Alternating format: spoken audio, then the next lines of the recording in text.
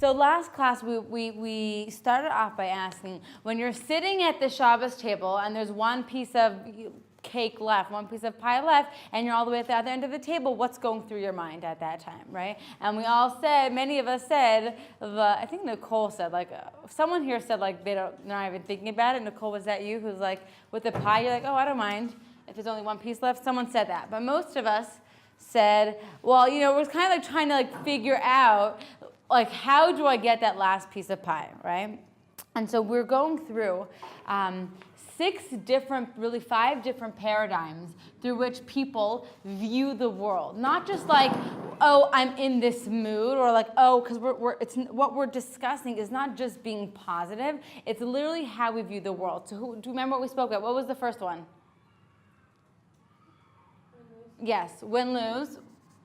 What was the next one? Lose, win. What's the next one? Thank you. Lose, yes. Win. Win. And last one? No deal. So what did we say? What is win-lose? That is how usually societies function and thrive, and this is usually our paradigms in society, right? What is win-lose? Who can explain? Danielle, you want to explain? When one side gains and the other side is not. Yes, exactly, right? Win-lose is when I am winning on the expense of you losing. What were some examples that we gave? Yes, Miriam. Relationship? Yes. When a parent is like saying like, you need to do something, and the child at first thinks like it's a lose, but in actuality it's actually a win-win. Okay, maybe that's not a good one. The pie situation, that's like you're winning by eating and everyone else is losing. by not. Okay, we spoke also, we spoke also about like social circles. Socially, that's how, friendship circles oftentimes are run of, we're the popular girls and you don't fit in with us, right? We spoke about, you said parents, sometimes family dynamics, unfortunately, are based around win-lose, which is, I'm comparing you to your brother, right? So if your brother went to Columbia, you have to go to Harvard. Or, oh, really? You're not going to eat I do this sometimes with my child, and I always stop myself of like, you don't want to eat the soup for supper? I ate the whole thing, right? Because that will get her to be like, why is she eating the whole thing, not me? But the moment I say that, that's saying, she did this, what's going on in their brain is like, she's better than you, right? Are you going to do it? And everyone wants to be, I also want to be important, right? When you raise children in a comparing environment, so they go on to compare themselves to the world and compare themselves to their superiors or to put people down, and they continuously do that.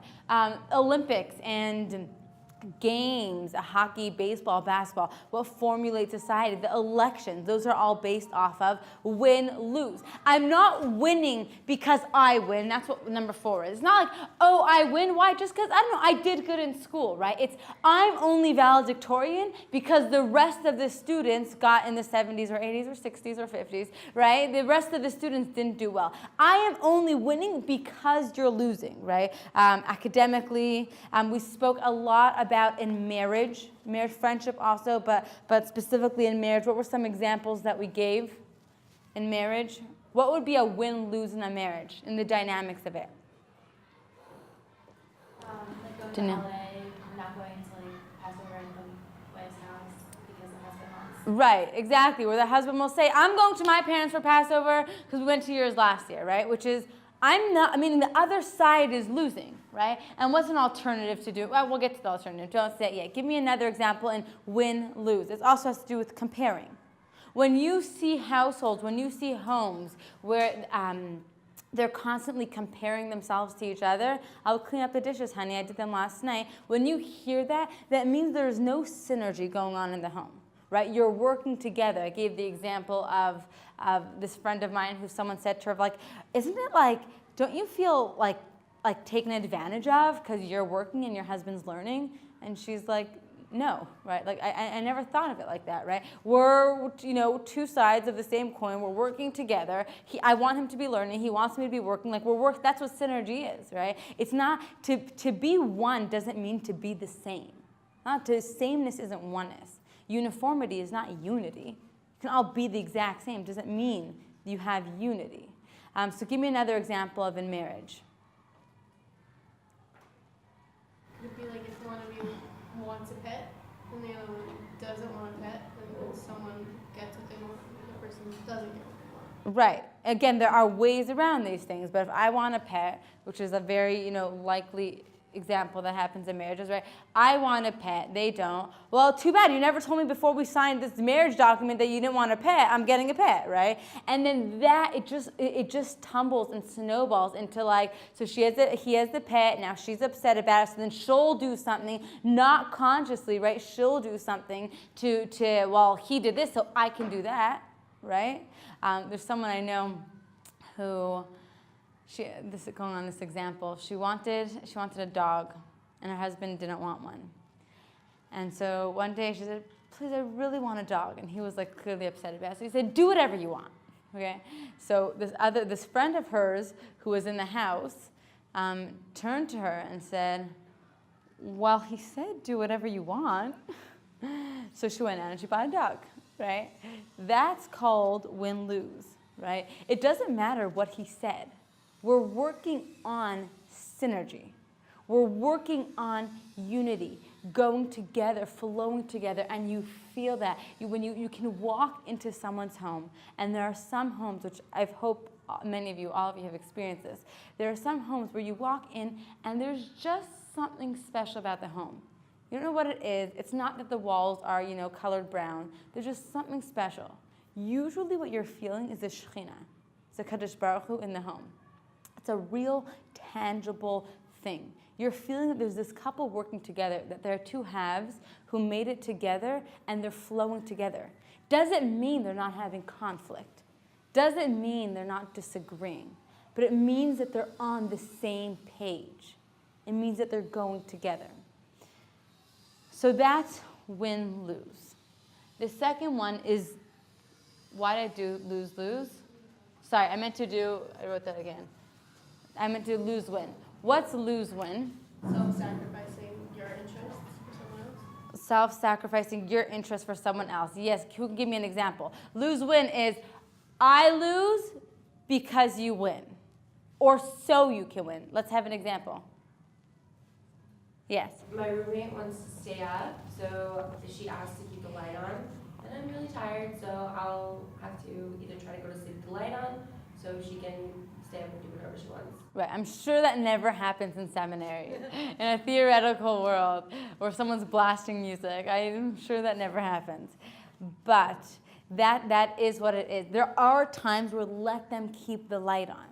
But usually, lose-win is when I don't feel good about it. If you feel good about it, there are times where the husband says, I'm going to my parents for Passover. And you're like, you know what? Yeah, let's go to parents for Passover. Or even though I really want to go to my parents, I think you're right, we should go to your parents. Or even though I really want to go to sleep and I can't sleep with the light on, I really appreciate that you're understanding of me all the time. It's not normal to have the lights off at 9 o'clock in a dorm every night. So yeah, keep the lights on tonight, right? That's not called lose-win, right? That's called win-win because you're on the same page. Lose-win is when you're saying, I'm the loser, I'm always the loser, right? So go ahead, step all over me. Right? Because everyone else does. And we said that people who are scripted in win, lose, I win, you're the loser, they latch on to people who are lose-win because they take advantage of them. What did we say was the problem, one of the many problems with the lose-win mentality? No self-expression. Yes, go on. Because you're getting walked on all over on, and then you can't really express how you truly feel ever because you're just always going to let the other person win. Right. The you is being squashed. Right? Who I am is not being expressed. Who wants to give it examples? Kind of like the roommate example. If you have a roommate who maybe, if you have this mentality or maybe a little more shy, and your roommate always wants to be playing a certain type of music or always does things that, I don't know, that you don't necessarily like, then like you may not to get to like have the food in the room you like or go to bed at the time you want to. So like you're always deferring to somebody else's preferences. Right, there's one. And what the obvious problem with that is if you're constantly letting your roommate get what she wants just because, and oftentimes, I'm interrupting myself, we think it's coming from a noble place. Listen, I don't want to start machlokas, we want to have the Mashiach to come, don't fight, I don't want to, not get along with my roommate. Oftentimes we think it's coming from a noble place when it's just coming from fear of confrontation. That's really where it's coming from. It's coming from a place, not always. There are times, I can't stress enough, to lose one. You don't always have to get your way. You shouldn't always get your way, right? That means you're immature. That's childish, right? But if you are constantly saying, no, it doesn't really matter, ask yourself the question is it because I'm afraid to speak to her? Or am I afraid she won't like me? Or am I afraid of what she's going to respond to me? And the problem with constantly being in the lose-win situation where the other person gets what they want is nothing goes without fully being expressed in life. That's just a general rule in life and in our emotional inner world, right? You can have something that you think you are past or you just kind of push to the side. Why? Because you don't want to deal with it. And it will express and manifest itself in other ways. Have you heard of EMDR and EFT? What? No one here? Yeah, right. They're incredible, powerful trauma therapy techniques. I have heard numerous stories of people who've done it and experienced it, and I've witnessed it. It's incredible. EMDR stands for eye movement desensitization reprocessing, and EFT is like emotional freedom technique. EFT is like the tapping stuff, and EMDR is basically something with the eyes. It's actually a cool story how it came to be. But it releases, what it does, how it came to be is there was this woman who she was basically going through, I never researched this is what I heard from someone. She was going through an emotionally hard time. And this one day she was exercising, and she just realized after exercising, and she just realized she was like feeling much better, she was in a better mood. And she noticed that her eyes were moving in a certain direction as she was exercising. Anyway, she went on to create this movement, which is basically you have to follow the therapist's movement, and then things come up as you do it. It's what I've heard is incredible things. There's someone I know who what it does is it brings up blockages that you didn't know you had, and it brings it to the surface so it can be released. Meaning, I may not know why I every time I'm about to get engaged, I quickly break up with a guy. I may not know why, but I just see it's a pattern. Every time the relationship starts getting serious, I like run, right? And there's usually, I want to say always, a deeper reason for it, right? Which we may not be conscious of. I remember my psychology teacher in college. She told us this story of one of her clients this was actually a story that happened to her, who she got engaged twice and she broke off the engagement. And she was about to get engaged for a third time. And the guy, very understandably so, said, I'm not going to get engaged to you until you go for therapy, right? Like, I'm not like, third time to break off an engagement, it just doesn't sound so good. And there's clearly a pattern here. So she went to therapy to this teacher of mine. Everything was fine, they're going, and like nothing's coming out. It took 6 months for it to come out. The woman wasn't conscious of it. It wasn't like she was hiding it. She just didn't know that 6 months into therapy, it came out that her grandfather sexually abused her as a child, and he is the one with all the money in the family, and he's the one who's always pulling the strings. And every time she got engaged, money is what came up immediately, and her grandfather was all of a sudden on the scene, and she wanted to like cut ties with anything, and she like fled, but she had no clue that that's what came up, right? There's someone else I know who this is just like an EMDR story, who she has a very blocked relationship with her mother. It was like an emotional block. And in EMDR, she did EMDR therapy, she remembered being in the hospital room with her mother, like right after she was born, and her mother just totally neglecting her and ignoring her. Like she was like crying, the mother like didn't even like turn to her. These are, I could sit here for many hours and tell you stories like this. These are real stories, people that I know this happened to. So that's really extreme from childhood, right? But when we are scripted in lose-win, we are oftentimes, if that is our mode of just dealing with relationship issues and conflict, we're oftentimes just bearing something that's going to resurface at a different point in time. Following me? You may constantly be giving it to your husband. Why? Because he doesn't mean to, and I really love him, and I'm sure he didn't mean to hurt me, so I'll just do the laundry again and clean up the house again, or just don't say anything, even though I felt hurt by him, right? I mean, you may not notice it, but you're constantly making these snide comments at him. Or like whenever you're able to like give him a dig, you'll give him a dig. So when we are scripted in lose-win, oftentimes we're repressing it. That's lose-win. And we tend to swing back and forth on a pendulum with first, right, parents also do that, right? First win-lose of, you're grounded, you're not going out tonight, right? As opposed to communicating with the child, understanding the child, right? I'm in charge, this is the authoritarian boss approach, right? You're grounded, you're not going out tonight. And they swing back to the child's going crazy and they don't know how to deal with it. So they say, whatever, go out, do whatever you want, right? That's the lose-win. Fine, you're an angry teenager, I don't know what to do with you, just do whatever you want. That's saying, fine, have it your way, right? And then the child goes and does whatever they want and then it becomes a cycle, right? So that's lose-win. On to the next. Lose-lose. What does this mean? If you're not happy, your house can be. Yes, right? Which is, if I don't get my way, right, then no one's going to get their way. Who can give me examples? Kind of like if we're bringing up like the dog example where the wife wants the dog and he's like, do whatever you want, and then she doesn't do it because she's kind of like, well, you react this way, like do whatever you want, it means you don't care, and she's like, would that be a lose-lose? Like she still doesn't get it because she acts up because she doesn't like the way he reacted, or is that?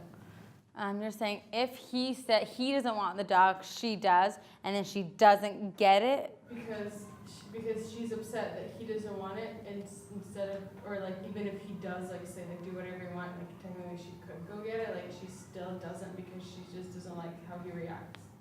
I think that has to do more with immaturity, which we're going to get to, of like how do you deal with win-win? Because there are ways to get around a dog issue, right? There's compromise, which is not the ideal, but it's better than lose-win, right? But that's more just immaturity, or if like you don't get what you want, right? Then I'm just going to pout about it, right? And again, that like deteriorates a relationship.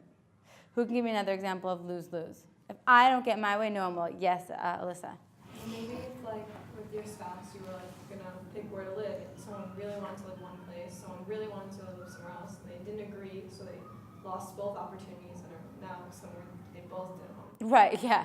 That's a great one, right? Well, if I can't get my house in Beverly Hills, then you can't get your house in the Hamptons. Fine, so we'll go live in Memphis, right? And like neither of them are happy, but if I can't get my way, why should you get your way? Hannah, good example. Thanks, Alyssa. And maybe like I want to watch a TV show and my brother wants to watch a different one, my sister wants to watch a different one, and we can't agree on like sharing, so my mom comes and like takes the remote and nobody gets it. So depending on the way that she does it, it can be lose-lose, or it can be win-win, no deal, which we're going to discuss no deal. But no deal can be if no one is going to be happy from this, meaning if you want to watch, what TV show do you want to watch? The Warped Tour live? If you want to watch Warped Tour live and your brother wants to watch? I don't know what he watches. Okay. Pokemon. Didn't that take over the world recently? Okay, and your brother wants to watch Pokemon. There's been like car accidents. There's been like crazy stories. Oh my gosh. Okay, so you want to watch Warped Tour and your brother wants to watch Pokemon. So either your mom can be like, well, then no one's watching, and then you're both just angry at each other. Or you can agree on a third alternative. Or you can say, let's play a game instead. I mean, instead of just sulking there are ways. Win-win doesn't mean I always get what I want, because you won't. You won't. That's immature.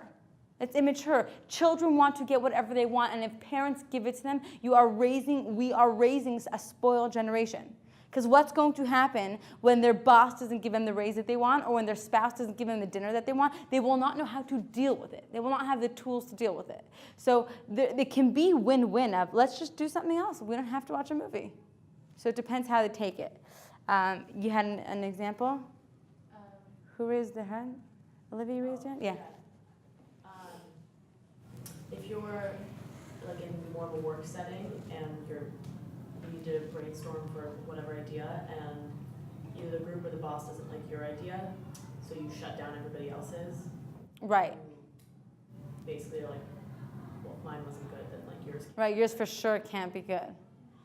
Right. It's like it's funny to watch. I feel like I just watched that the whole election. Like that's exactly what happened the whole election. Of like Trump pouting his way through the elections, and then nothing's good if it's not my way. Yeah, right? Okay, it's if let's say my daughter has a candy, and I say, you have to share the candy, sweetheart, please give some to your sister. No, I want the candy.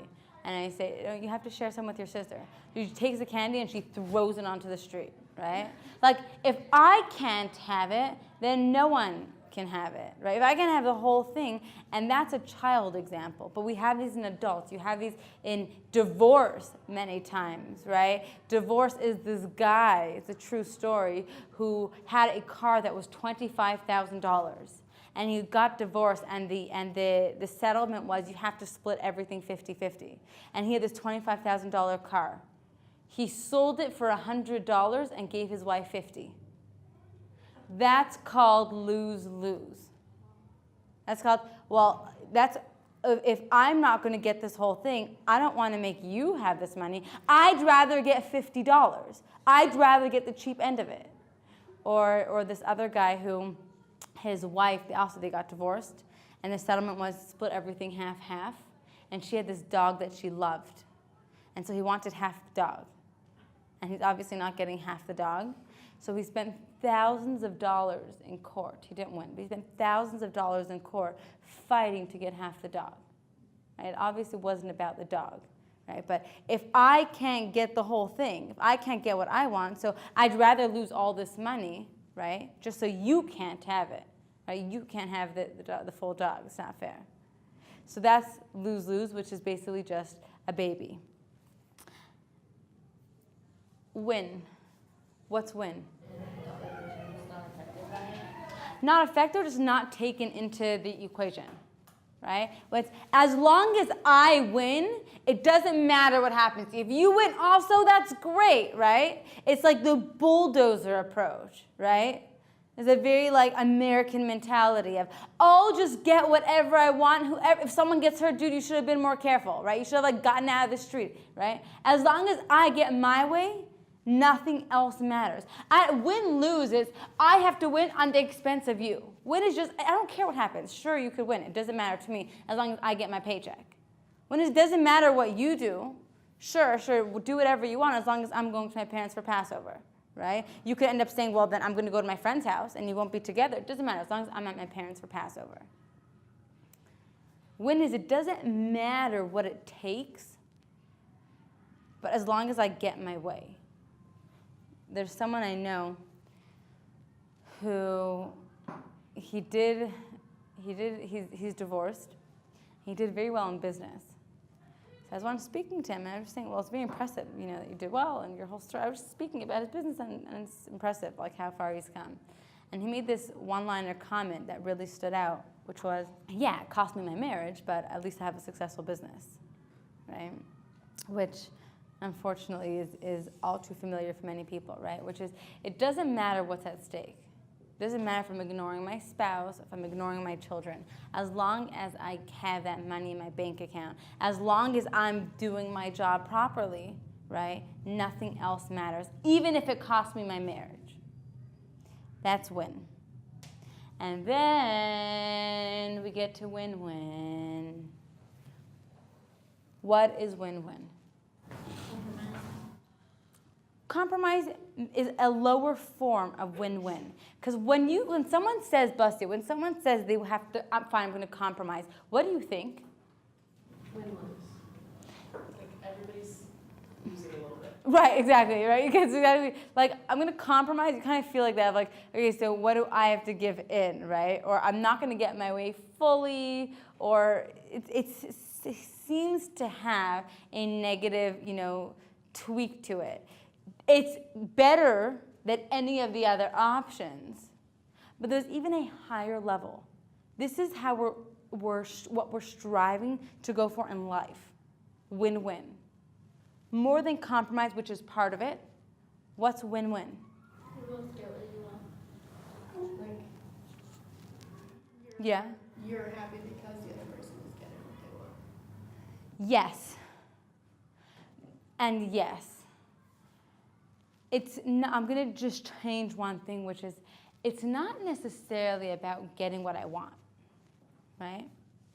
Because again, getting what I want implies lose-win or win-lose. Did I get it for myself, right? Did I want this for my husband, did he give it to me, right? That doesn't work, and that doesn't work in marriage, and it doesn't work in relationships. So you're right, it's about, you said both getting what they want? So, pardon? Compromise, and it's about more than both of us getting what I want, both of us being happy with the results. Both of us being happy with the outcome. So it could be that she's going to get the dog. But if the husband's pouting about it, that is not win-win.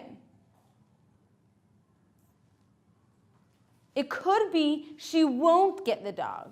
But if she's pouting about it, that's not called win-win. Win-win is how can we both be happy with whatever it is that's taking place? How can we both be happy with it? We try to get the fruit of cooperation. I mean, we try to get synergy, the fruit of cooperation from the paradigm of competition. I'm going to repeat that. We often try to get the fruit of cooperation from the paradigm of competition. Meaning, yes, I want you to be happy, but how can I get my way, right? It's that internal, motivator inside me. It's how can I get? Am I being clear? We're together? Yes? Okay. So who can give me win-win examples? Yes, Hannah. She could get the dog and they could keep the dog outside and play with the dog outside. When he's happy, there's none in the house, and she's happy that Nice. If they're both happy with that, right? Get the dog, keep it outside, and as long as you do all the walking, that's fine. Nice. Let's go around. Have some more examples. Alyssa. They can get a house in the Hamptons and Beverly Hills. I like it. Think big. Marry rich. Okay. If it's about like going to the parents for Passover, okay, like I originally wanted to go to my parents, but like your parents, like wow, like we'll get to see all your family too, and it'll be so nice, like having just like a perspective. Say the last part again. Like even though you had originally wanted to go to your parents, going to your husband's parents, you're like, oh wow, that'll be really nice. Like your mom is an amazing cook, or. And like trying to get yourself to want to go. Yeah. Nice. Like making an agreement on something that is like you both agree, like a contract. I get the concept, I just can't think of an example. Okay, but making a contract they both agree on. In business, right? In business, this is a successful approach. This is what keeps relationships, right? Have you ever had the experience of going to a store and trying on a shirt or a dress or a skirt, especially if it's expensive, but even if it's not, and the clerk saying, it's amazing, it looks perfect on you, the quality's amazing, and then you go home the next week it rips, or like it just does not fit you, or have any of you had that experience? Yes, right? Everyone has. I get so frustrated when that happens, right? They were in the paradigm of win-lose, right? But I'll tell you why it doesn't work. I was at the store once, and I was getting one of these shells. And I usually have my place where I get my shells from, but I was getting this shell, and it matched with my outfit. And so I said to the woman, it's the material that I'm not used to. I'm like, I think it opens up, and it's going to be too open for me. She's like, no, not at all, not with, and she's going on, not with this material. And I went home after one wash. It was like totally drooping. I'm not the type to like go back and fight with them. It's just not worth my time. But I'm not shopping in that store again, right? Like, meaning long term, it's not worth it. Long term, I'd rather you say, yeah, it does open up it. Be honest, right? It's the honesty, it's the openness, it's the commitment in a relationship, right? Or someone says, this quality is great. I've also had that experience many times. It's great quality, and you spend the money on it. And then it rips or it ruins, right? Just be straight with me. If you're able to be straight with me, just tell me in advance, it's not the best, right? I'll probably come back to you, right? And we do that. You see in relationships, there may be some stores that either they're more expensive or they don't have the best quality, whatever it is, but you have that relationship with the person. You know what I'm talking about? You have the relationship with the clerk, or you trust whatever it is that they're giving. Either you know it's bad or you know it's good, but you know what it is that you're getting. Right? And it will backfire. It's so funny of these stores, I think, because like, what did you gain? You gained 50 shekels, right? But you lost the relationship, right? So what did you gain? You gained the dog. You got the dog. But now you lost the relationship, or a big part of it. Danielle, you have an example? Just like go off your example, like if that store returned the shirt, isn't that a win-win? Like if it rips. Yeah, Whatever. it is. It is still win-win. It's still, you still have that feeling of why did you do that? But if they take it back and be like, oh, you're right, or like admit it, right? Nice. Shayna? Let's say like a couple wants to go on vacation and like the husband likes like city life, or like the wife likes like laid back like beaches. They could go somewhere like California Where it has both. Nice. Great example, right? Somewhere you can like, instead of either going camping or else like going to a hotel, or either going to beaches or else going to a city, it's like make it go to a place where it has both and you're both happy with it. Yeah, so like, I guess before I came to the day, I would like want to have like, in my home, like a Shabbat dinner. My mom was like, well, you could have it, but I'm not cooking a whole big meal. And I'm like, okay, fine, I'll cook the meal. So she didn't mind, she was fine, we had the meal, it was a win, but I cooked it and I was happy to like have it. Great. That's a great example. Like, do your own thing. You're both happy with it. I'm not imposing my religious beliefs on you, right? This is what, when we're saying win-win, it's the balance, it's the harmony of the two different sides coming together. It's like a triangle. You have one side and another side that look like they're like seemingly like totally separate. Then you have this third line that says, wait, there's a third alternative. Wait, there's another option. That's what Avram, Yitzchak, Yaakov, right? Chesed, Gevura, Tiferes. Familiar with this? Right? Avram is din. It all has to be like, Avram is chesed. Yitzchak is din, right? He like sits in his tent and he learns and he doesn't budge and strict, right? Authoritarian and I have to be in charge. Avram is Reb Karlbach, right? Like Reb Shlomo. I'm just like, no, you just have to love everyone and open your home, right? And then you have Yaakov, right? You have Avram. You have Yitzchak. Then you have Yaakov, what's Yaakov's name? What was his name switched to? Yisrael, right? Yisrael is the same word as, what's Yisrael? Yashar Kel, right? Yashar, which means straight, and Kel, which is God. That's why we're called Bnei Yisrael. That's why we are called Yashar Kel. We're looking for the balanced path. We're not looking for the extreme. We're not looking for either only chesed or else only din. We're looking for emes. We're looking for yashrus, which is the same word. Yisrael is the same word, besides for Yashar Kel, as Shir Kel, which means, right? Song of God, right? Like, we are meant to be living manifestations and songs of God. It's meant to be a harmonious process and journey, not extreme. We're looking for win-win. And the way to get to it is, we'll finish here, is to have what we call abundance mentality. We live in a scarcity mentality world. Scarcity mentality, what does it mean? What's scarce? not enough, right? Like food is scarce, there's not enough food. So we live in a scarcity world mentality where if I don't get this job or if I don't get higher scores than her, I'm not going to get this job, right? If I don't marry this person, then I'll never get married. There's not enough for me. What does abundance mean? Too much or enough? There's a lot. Right? There's abundance mentality. Means I look at the world, I see opportunities as there's an abundance of opportunities. This is what Emunah is, right? Rav Dessler in Michtav Me'Eliyahu, he says, jealousy is a foolish thing. He's like, if someone is jealous, it's foolish, right? He says, a total lack of Emunah, right? Why? Because what does your little parcel have to do with my parcel? If I have Emunah, it means I'm going to get whatever belongs to me. I do not have to steal from here. I do not have to take from here. I'm not worried.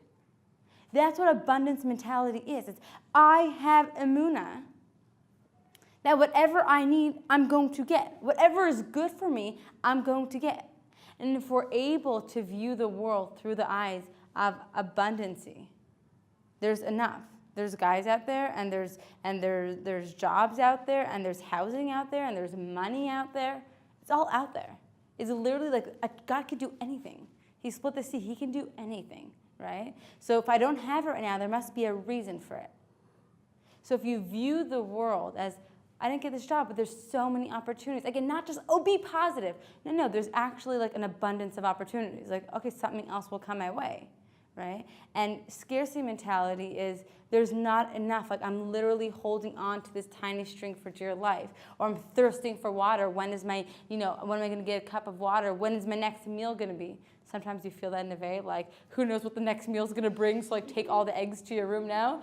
So abundance is there's plenty, and scarcity is there's not enough.